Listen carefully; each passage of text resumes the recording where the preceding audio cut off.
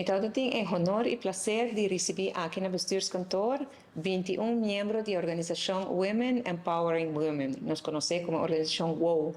Se trata de uma mulher não profissional, hobby dinâmico da sociedade, em diferentes terrenos, especialmente agora se trata de empoderamento de mulher. E nang ta reúne regularmente e uma reunião nos invitamos para estar aqui no bestuurskantoor. Nós damos rondleiding, para mira, por exemplo, o espaço no qual a crise em tempo de Covid a reunir com esse também. Também sala de conferência de imprensa, nós vamos rato e depois nós finalizamos a sala de ministrar caminho com uma apresentação de State of Affairs de Aruba que com nossa economia, finanças, tá para no momento aqui.